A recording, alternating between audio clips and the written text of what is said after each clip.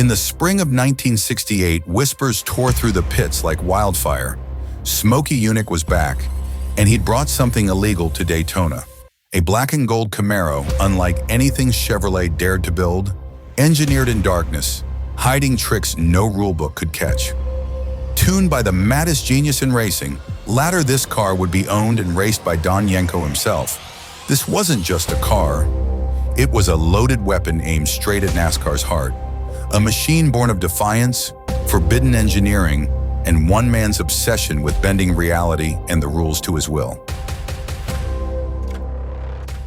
It was 1967, the dawn of the pony car wars.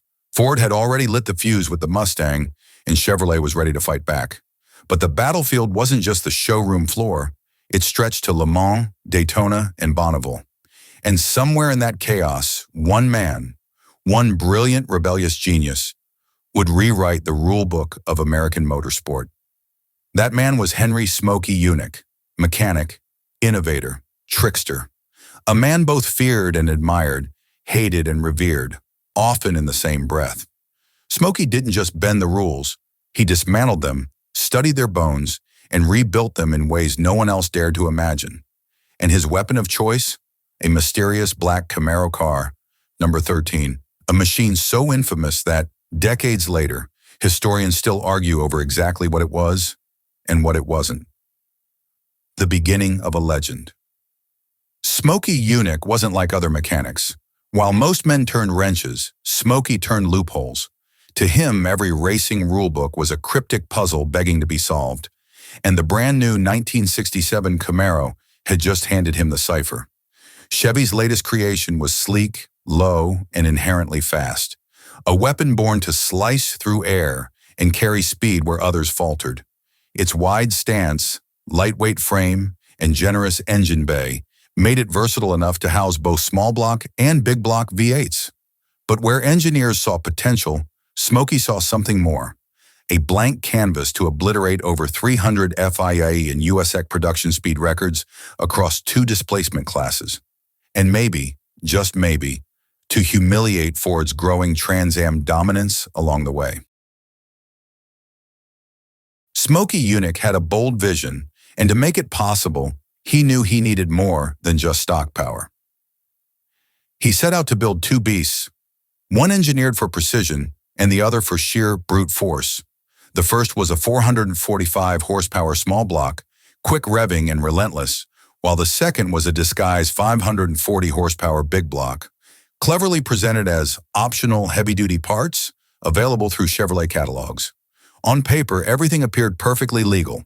The car used solid lifters, Muncie 4-speeds, posit-traction rear ends, and stock leaf spring setups. Every specification aligned with official regulations. But behind the scenes, Smokey completely rewrote the Camaro's DNA. He relocated front suspension points for sharper cornering, Z-cut and re-welded the subframe to lower the center of gravity, and acid-dipped body panels to shed weight without leaving visible traces. To push the limits even further, Smokey smoothed the underbody for reduced aerodynamic drag, raked back the windshield and flushed the drip rails to improve airflow, reshaping the car like a jet fighter slicing through the air. Every inch of the number 13 Camaro was weaponized for speed, yet in true Smokey fashion, it looked stock, red stock, and by the rulebook's letter was stock. To the world, Smokey's Camaros were whispered to be Z28s, Chevy's new homologation special track weapon. But the insiders knew the truth. These weren't factory Z28s at all. They were ordinary Camaros, meticulously disguised. Smokey used badges, machining, and engineering sorcery so intricate it bordered on espionage. He wanted the competition guessing. He wanted officials paranoid. He wanted whispers in every paddock from Daytona to Riverside. And that's exactly what he got. The unusual detour. By September of 1967, Smokey had his sights locked on Bonneville. October was reserved, his team was prepped, and the Camaro was ready to dismantle history. But Smokey Yunick didn't believe in straight roads, metaphorical or literal. Instead of heading directly to Utah, he made an unscheduled detour to Riverside Raceway in California. The Budmore Mercury Cougar team, Ford's pride and joy in the Trans Am wars, was their testing for the upcoming Mission Bell 250. Smokey decided to send them a message they wouldn't forget. He called Jim McFarland from Hot Rod magazine and told him to meet him at Riverside. When McFarland arrived, he found Smokey flat-towing the mysterious black Camaro behind a battered 50s pickup. The Camaro looked wild and alive, bugs splattered across its nose, Florida plates hanging crooked, and Smokey grinning like a man who knew exactly what he was about to do. Smokey hadn't come to watch. He came to make a point. Of the 3 Camaros Smokey built, number 13 was the one that stirred the most fear and fascination. Black paint, experimental geometry, a setup so radical that rivals whispered its existence in hushed tones. Don Yenko, the muscle car king, would later get his hands on it and race it himself, layering another chapter into the Camaro's mythology. But in '67, nobody fully understood what Smokey had created.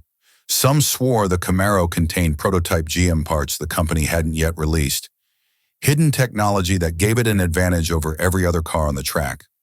Others claimed the body itself didn't even match Chevy's production specs, suggesting Smokey had fabricated a phantom Camaro, one that legally slid through FIA tolerances but bore no resemblance to anything rolling off Chevrolet's assembly lines.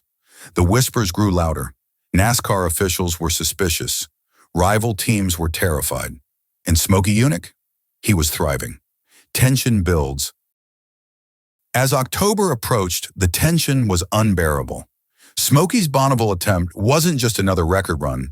It was a siege against the limits of engineering, regulation, and ego. Over 300 FIA and USAC records were within reach, and every rival manufacturer knew that if Smokey succeeded, history would be rewritten in black and gold ink. Behind the scenes, Ford began to panic. Quiet lobbying took place in back rooms, aimed at FIA officials, demanding clarifications to close loopholes they feared Smokey might exploit. Rumors spread that Ford wanted the entire event delayed or canceled. But Smokey Yunick had lived his entire life fighting bureaucrats and beating them at their own game. To him, racing wasn't about beating other drivers. It was about beating the system itself. And the number 13 Camaro was his declaration of war. This wasn't just a car, it was a statement. Every shaved pound, every hidden modification, every whispered rumor carried a single unified message. You cannot stop me. The storm before Bonneville. As the team prepped for Utah, the black Camaro sat under shop lights, silent and coiled, like a predator before the strike.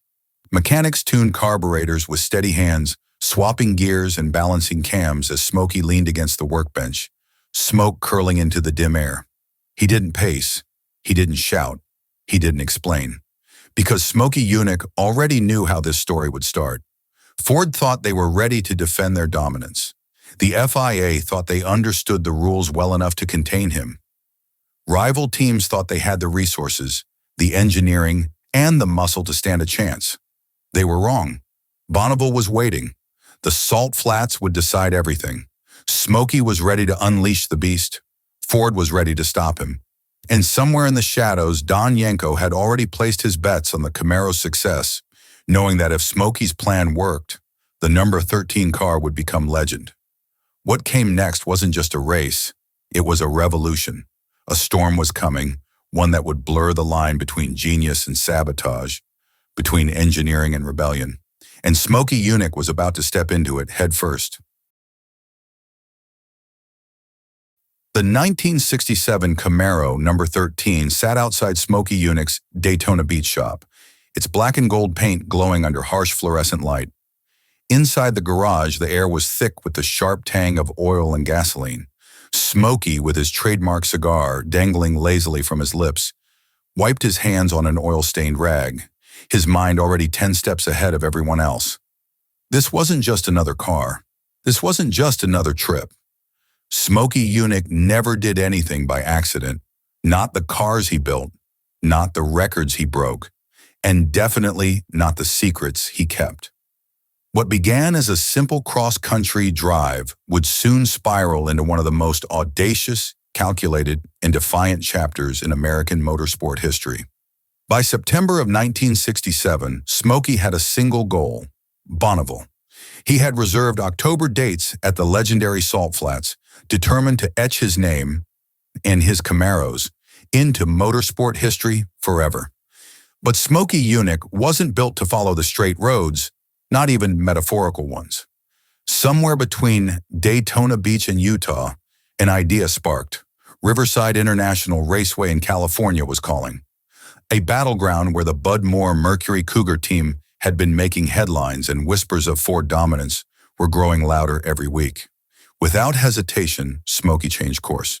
The Camaro, flat-toed behind a battered 1950s pickup, followed faithfully, its nose peppered with dead bugs collected like war medals. Dust clung to its tires, and its stripped, acid-dipped body carried the quiet arrogance of something built to destroy expectations. SMOKEY didn't say much on that long westward haul. He didn't have to. He was chasing something bigger than just Bonneville, and he wasn't about to warn anyone what was coming. An unplanned audience. When SMOKEY rolled into Riverside, he wasn't alone. Hot Rod Magazine's Jim McFarland was already waiting, camera at the ready, eager to catch whatever magic Unick had cooked up this time. SMOKEY insisted it was just a stopover, a casual meetup before heading for the Salt Flats. But what unfolded on that track was anything but casual. Within minutes, a Goodyear representative quietly dropped off a fresh stack of racing tires, unannounced but expected. Then, as if on cue, IndyCar veteran Lloyd Ruby appeared, helmet in hand, cool, calm, and ready. McFarland watched the pieces fall into place and realized what was happening. This wasn't improvisation. SMOKEY YUNICK had orchestrated a secret test, carefully calculated down to the second. There would be no announcements, no fanfare, and no explanations. Just speed, witnessed by the few who understood what real engineering dominance looked like. Ruby's secret laps. The Camaro sat trackside, looking unlike anything Chevrolet had imagined. Its body had been acid-dipped until razor-thin, reshaped with surgical precision for minimal drag, and lowered with suspension geometry that seemed to defy the rules. It didn't just look fast, it looked dangerous. Lloyd Ruby slid into the driver's seat without a word. No warm-up, no hesitation. SMOKEY leaned against the pit wall, arms folded, cigar smoke curling into the California air. With a barely perceptible nod, SMOKEY gave the signal. The Camaro came alive. First lap, cautious, smooth, the big block engine rumbling low and steady. Second lap, harder, faster, the V8's thunder rolling across Riverside's grandstands. Third lap, devastating. Ruby tore past the timing booth at a pace faster than the previous year's pole time. Nobody had expected that. Not Ford, not Goodyear, not even McFarland, who struggled to keep his camera focused as the Camaro devoured the track. Ruby rolled into the pits and stepped out silently, sweat glistening beneath his helmet. SMOKEY gave him a slight grin but said nothing. He didn't need to. The car had spoken. Within minutes, the Camaro was back on the trailer, strapped down, its secrets hidden once more beneath tarps. SMOKEY climbed into his truck, gave one last glance at the stunned faces around him, and just like that, the man, the machine, and the mystery disappeared west, bound for Bonneville. October sunlight spilled across the Bonneville Salt Flats like liquid fire, blinding in its brilliance. The white expanse stretched endlessly in every direction, an alien stage for those brave enough to gamble with physics and mortality. SMOKEY arrived with 3 Camaros, 2 small blocks, 1 big block, and spare engines stacked like ammunition. But his black and gold number 13 wasn't just another entry. It was his masterpiece, his secret weapon, built not just to compete but to dominate. Bonneville had seen fast cars before, but nothing like this. SMOKEY YUNICK was here to dismantle expectations, rewrite history, and humiliate anyone foolish enough to doubt him. The salt course stretched in a straight, merciless line. 10 miles of unforgiving terrain where engines screamed, metal flexed, and human courage was pushed past its limits. SMOKEY had assembled a driver lineup that mirrored his ambition. Legends like Mickey Thompson, the relentless speed king, Curtis Turner, NASCAR's outlaw, Bunky Blackburn, precise and unflappable, and Johnny Patterson, fearless and unyielding. Each man took his turn behind the wheel of the Camaro, and each returned wide-eyed and silent, shaken by what the car demanded and delivered. At over 180 miles per hour, the Camaro howled across the flats, the sound carrying for miles in the open desert air. The salt roared beneath the tires like a living thing, exploding into clouds of white crystals behind them. And yet, run after run, the car begged for more. For 12 relentless days, Smokey's team lived and breathed on the edge. Engines were swapped, tires shredded, bolts tightened until knuckles bled. And the Camaro answered. Record after record fell, shattering benchmarks not by inches, but by miles per hour. We kept breaking our own marks, Smokey later recalled, and he wasn't exaggerating. By the end of it, the Camaro had rewritten everything Bonneville thought it knew about speed. National, international, flying start, standing start, one-time mile, 3,000 kilometers. It didn't matter. The Camaro devoured every category thrown at it. But beneath its thin, polished skin, this wasn't just a Camaro. Smokey had built a machine that lived somewhere between ingenuity and defiance, a car designed to dance on the knife's edge of legality. Its acid-dipped body carved through air with almost impossible efficiency. Its suspension geometry, relocated and reimagined, gave it stability at speeds engineers swore were suicidal. Every panel, every hidden modification, every untraceable trick whispered the same truth. Smokey Yunick wasn't following the rules. He was rewriting them, and not everyone was happy. The FIA bristled. Ford fumed. Even GM, the company that built the Camaro, distanced itself from the entire affair, pretending not to know Smokey when reporters came calling. Because this wasn't just about engineering anymore. This was defiance in its purest form. One man standing against the establishment, backed only by his wits, his will, and a black Camaro designed to make history. By the time Smokey loaded the Camaro onto the trailer for the final time, the salt flats were littered with the ghosts of broken records. Engines were burnt, tires melted into black streaks across the endless white, and men staggered around in exhaustion, their bodies spent and their minds fried. Smokey, though, was silent. He stood at the edge of the course, staring at the horizon as if he could already see the next battle waiting there. Because he knew this wasn't over. The records were his. That much was undeniable, but the storm was coming. Rivals would demand investigations. Sanctioning bodies would rewrite their rulebooks. And in Detroit's glass towers, Ford executives were already sharpening their knives. Smokey Yunick hadn't just broken records at Bonneville. He had declared war. Racing in the dark. The night hung heavy over the salt flats, thick with silence and tension. A cold wind swept across the open Nevada desert, rattling the aluminum shrouds of the pit area and carrying with it the distant hum of engines waiting to scream. There were no grandstands here, no flashing lights, no cheering crowds. Only darkness, dust, and men who had decided they'd rather wrestle with death than live quietly. This was Smokey Yunick's world, where the line between genius and insanity blurred, and where speed was worshipped like a god. Out there, the course stretched endlessly into black nothingness, a 10-mile gauntlet of salt and shadows. At 180 miles an hour, there was no horizon, no reference point, just darkness swallowing everything beyond the glow of the Camaro's headlights. Sticks, hammered into the earth every 50 yards, were the only guides the drivers had. And they weren't reflective. They disappeared into the night like ghosts, barely visible until you were already on top of them. One wrong move, one missed marker, and you'd be swallowed by the abyss. But Smokey's Camaro wasn't built for caution. It was built for war. The edge of control. At full throttle, the car became something more than metal. It became a predator, hurling itself across the salt with a ferocity that defied physics. The big block motor screamed at 8,000 RPM, pulling the Camaro past 180 miles per hour, the roar drowning out every rational thought.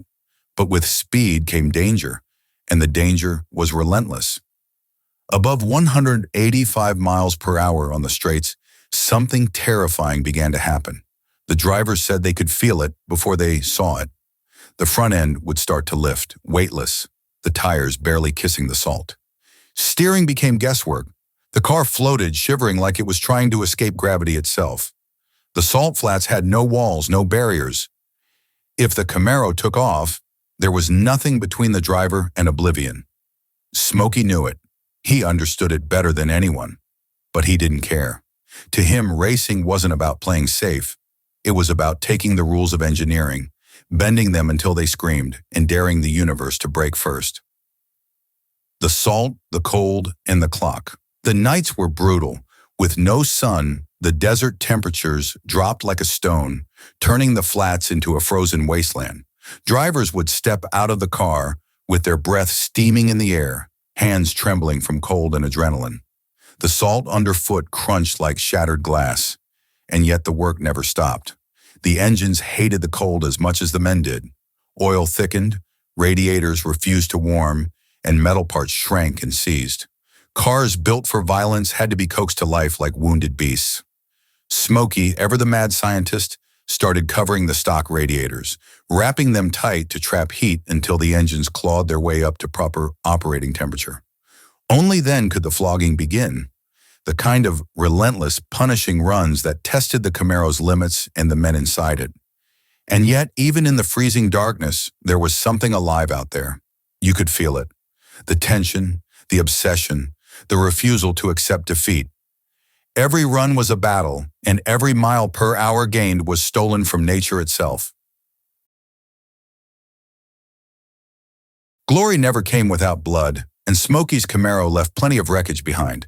The big block car, the team's pride and terror, pushed harder than anything else on the flats. And it paid the price. During one brutal 12-hour record attempt, the Camaro was running flawlessly, eating mile after mile at over 170 miles per hour when the rear end suddenly let go. Metal screamed, the back of the car snapped sideways, and only instinct saved the driver from disaster. They rolled it back into the pits on a stretcher of salt, the broken pieces of its rear assembly glinting like shrapnel under the work lights. Another time, the small block Camaro, lighter, sharper, but just as unforgiving, hit a patch of standing water.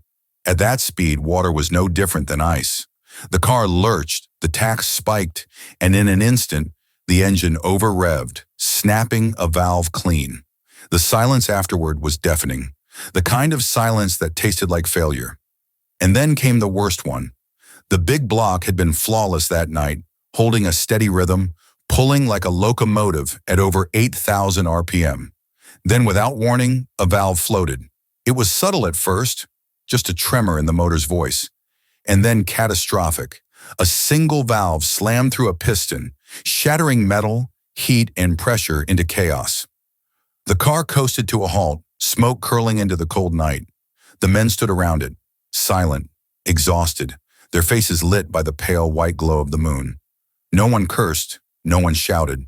They just stared, because deep down they all knew this was the price of chasing gods. SMOKEY YUNICK wasn't like other builders. He didn't care about tradition, and he sure as hell didn't care about playing by anyone else's rulebook. He didn't see limitations. He saw opportunities hiding in plain sight. If the rulebook didn't forbid something explicitly, then to Smokey it was legal. Always. McFarlane, one of the crew, would later laugh about it.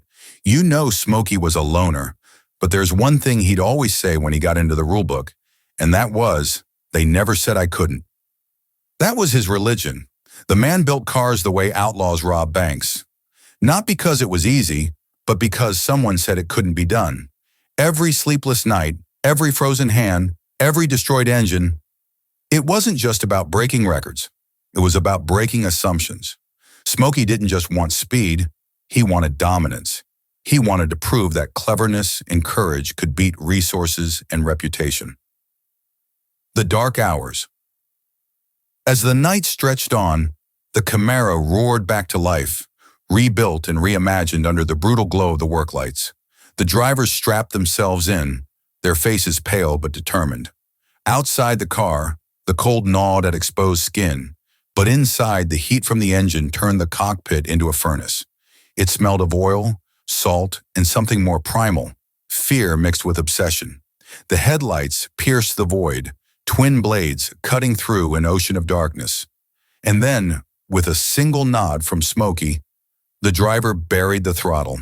The Camaro lunged forward, tires clawing at the salt, the sound exploding into the night like distant artillery fire. 8,000 revolutions, 9 miles gone in a blur. The sticks whipped past in the edge of the headlights, each one a heartbeat, each one a reminder that a single mistake meant disaster. Out there, speed wasn't just a number. It was a living, breathing thing, something wild and untamed that demanded sacrifice. At those speeds, the mind stopped thinking in words. There was no past, no future, just the constant hum of danger. The car vibrated like a living animal, its heartbeat synced to the driver's own. And then, just as the Camaro touched 184 miles per hour, that sickening, weightless feeling returned. The front end lifting, the steering going soft, the horizon vanishing into nothing. The driver didn't lift. He couldn't. Not here, not now. By the time the early 1990s rolled around, most believed the legendary number 13 Camaro had been lost to time. A myth whispered about in racing circles, an engineering outlaw erased from the track and buried beneath decades of forgotten history.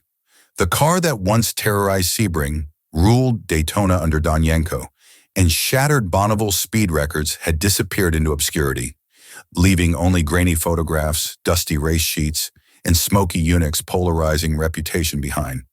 But fate has a strange way of resurrecting legends. The story begins with Vic Edelbrock Jr., an automotive titan in his own right and one of the most influential figures in American performance engineering. Edelbrock had grown up idolizing innovators like SMOKEY YUNICK, and when whispers began circulating about the possible whereabouts of Smokey's outlaw Camaro, he became obsessed. There were rumors of a black and gold machine sitting somewhere in upstate New York, far from Daytona's warm sun, abandoned, battered, and nearly unrecognizable. Edelbrock didn't dismiss it as another racing tall tale. He started digging, making phone calls, chasing leads, pulling threads that went back decades. Then, in what almost seemed like divine coincidence, an old acquaintance put him in contact with someone who had seen a Camaro matching the description. The details sounded unbelievable. A race car once driven by legends like Aluncer and Donyenko, left stranded in the brutal northeast winter, hidden beneath layers of snow and neglect. When Vic finally arrived at the location, the sight before him was surreal. There, under the weight of decades, the Camaro was half buried beneath a snowbank, its once vibrant black and gold livery dulled by rust and time. The front fascia poked out defiantly, as though the machine itself refused to be forgotten. The faded number 13 still clung stubbornly to the body panels, a ghostly reminder of the car's rebellious past. It wasn't just a derelict, it was a monument, frozen in time. The discovery was electrifying, but Edelbrock knew what this meant. He couldn't let the car rot away into history. He negotiated its purchase from David Tom, the respected historian and founder of the historic Trans Am Registry, who had safeguarded it for years. That deal marked the beginning of one of the most delicate and passionate restorations in American motorsport history. Bringing the SMOKEY YUNICK Camaro back to life was no ordinary project. Every inch of the machine was layered with decades of engineering secrets, racing scars, and stories hidden in metal. Edelbrock didn't want a superficial cosmetic revival. He wanted to resurrect the beast exactly as Smokey built it. This meant painstakingly studying old photographs, poring over race documents, and tracking down Smokey's former mechanics, engineers, and even rivals who once accused him of cheating. The restoration team faced an almost impossible challenge. SMOKEY YUNICK never followed a blueprint, never built two cars the same way, and certainly never documented everything he did. His Daytona garage had been a laboratory for innovation, a place where rules were rewritten, often literally. Every illegal tweak and radical modification had been handcrafted with precision, and duplicating those details decades later required both genius and patience. Beneath the Camaro's skin, evidence of Smokey's brilliance and defiance came to light. The acid-dipped panels, so dangerously thin that sunlight bled through the metal. The sloped windshield that had caused so many arguments in tech inspection meetings. The subtle lowering of the subframe that gave the Camaro its aggressive stance. Every revelation was a reminder that this wasn't just another race car. It was SMOKEY YUNICK's manifesto on wheels, a middle finger to conformity and limitation. Yet restoring the car wasn't just about honoring SMOKEY. It was about preserving a piece of American motorsport history, a machine that had been touched by three giants, Yunik, Unser, and Yenko. In its DNA were the echoes of Sebring, where Al Unser and Lloyd Ruby had dueled Mark Donohue for pole position. Embedded in its scars were the memories of Yenko's Citrus 250 victory, the roar of the crowd as his white-liveried Camaro crossed the finish line first. And hidden deep in its veins was the spirit of Bonneville, where SMOKEY's radical engineering pushed speed records into uncharted territory. As Edelbrock's team carefully stripped away decades of grime and corrosion, they uncovered fragments of its past, layers of paint revealing old liveries, repaired welds from races long forgotten, and even traces of salt embedded deep within the undercarriage from its Bonneville exploits. Each discovery told a story. Each component carried history in its imperfections. But Edelbrock wasn't content to simply rebuild what was lost. He wanted to restore the Camaro's identity. He reached out to Don Yenko's surviving family members, gathering rare photographs, handwritten race notes, and memories from those who had witnessed its greatest moments. He spoke to drivers who remembered the terror of trying to overtake SMOKEY's illegal masterpiece on long straights, only to watch it vanish ahead, untouchable. Piece by piece, the puzzle came together until what sat before them was more than just a car. It was a time capsule, a living embodiment of an era defined by innovation, rivalry, and rebellion. By the mid-1990s, the Camaro's resurrection was nearly complete. The engine, painstakingly rebuilt to SMOKEY's original high-compression specifications, roared back to life for the first time in decades, shaking the ground beneath the workshop. When the exhaust barked, it wasn't just metal and fuel speaking, it was history demanding to be heard. For those lucky enough to witness it, the moment felt almost sacred. But as the restored number 13 Camaro sat gleaming under the shop lights, questions began to surface. What would become of it now? Would it be placed in a museum, locked away behind glass, untouchable and silent? Or would it return to the track, its natural battlefield, where the ghosts of Sebring, Daytona, and Bonneville still waited? Edelbrock faced an impossible choice: protect the relic or unleash the legend. And just as plans began forming for its grand reintroduction to the racing world, a phone call came in that would change everything. A collector, a shadow deal, and a proposal that threatened to pull the Camaro away from the public eye forever. The resurrection was complete, but the fight for its soul was only beginning. The resurrection of a legend. Under a heavy black cover rests a car that once defied the rules of physics and the rules of racing itself. For nearly 2 decades, SMOKEY YUNICK's number 13 Camaro lay silent, its acid-dipped skin dulled, its racing wounds hidden beneath layers of snow, dirt, and dust, its legacy forgotten. But legends, no matter how deep they're buried, have a way of clawing back to the surface. Vic Edelbrock Jr., son of hot-rodding pioneer Vic Edelbrock Sr., had gasoline in his veins and an engineer's eye for brilliance. When he learned the Yunik Camaro had survived, largely intact, he knew he had to have it. When I first saw it, Edelbrock later recalled in a rare interview, it wasn't just a car. It was a ghost from an era when men like SMOKEY bent reality to their will. Under Edelbrock's care, the Camaro was reborn, but not restored. He refused to erase its scars, its battle marks, or its rebellious DNA. Every dent carried a story. Every weld held a secret. Every acid-thinned panel whispered the name of the man who made it. The car became the crown jewel of the Edelbrock collection, but Vic didn't let it sit in silence. No, this Camaro wasn't built to be caged. The 1990s saw a stunning sight, the black and gold number 13 Camaro thundering back to life, roaring across vintage racing circuits. Not as a museum piece, but as a living, breathing beast. Edelbrock himself raced it, keeping SMOKEY's outlaw spirit alive. At Laguna Seca, Monterey, and other historic tracks, crowds lined up just to hear it fire up. When its small block V8 screamed past the grandstands, the sound carried an unmistakable edge. A machine engineered for chaos, finally free again. Race announcers would hush for a moment when the Camaro approached. For a brief heartbeat, the crowd heard what Daytona heard in '68, what Bonneville heard when it touched 176 miles per hour on open salt, what Don Yenko and Al Unser felt strapped inside, chasing records no one thought possible. Edelbrock refused to alter the livery. The Camaro ran exactly as it had left Smokey's garage. The same gold numbers, the same hand-fabricated quirks, the same controversial silhouette that had driven NASCAR officials to madness decades earlier. Preservation of an icon. Away from the racetrack, Edelbrock meticulously documented the car's history. He cataloged original photographs, hand-drawn diagrams, handwritten notes, and even the acid-dip body panels that Smokey himself had worked on.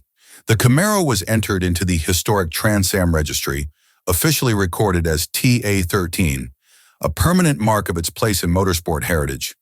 But there was something about this car that even Edelbrock seemed to sense. It wasn't just a piece of racing history, it was a Rosetta Stone of Smokey Yunick's genius. Every inch of the car contained clues, design decisions that no other engineer would have dared to make, tricks so subtle that decades later, some remain undiscovered. To this day, engine builders and aerodynamicists still debate how many of Smokey's gray area ideas remain hidden within its frame. And Smokey? He took most of those answers to his grave. When you trace its lineage, few cars on Earth can claim a story this complete. Built by Smokey Yunick, the man who made the rulebook his enemy. Raced by legends, Lloyd Ruby, Al Unser, Bobby Unser, and Don Yenko. They set records at Blue Engines at Bonneville and terrified rivals all over the states. Then it vanished, surviving decades of obscurity, resurrected by Vic Edelbrock Jr., who gave it new life without erasing its past. And yet, for all its victories and all its history, the Camaro carries something deeper, something less tangible. It is a symbol of rebellion, of American ingenuity, of the thin line between genius and outlaw. It represents a time when motorsport wasn't sanitized, when engineers like Smokey worked in the shadows, bending steel, bending rules, and bending expectations until they broke. To this day, the number 13 Camaro remains one of the most admired and studied race cars ever built. Engineers fly across the country to see it in person, running hands along its seams, peering beneath its panels, trying to decode Smokey's secrets.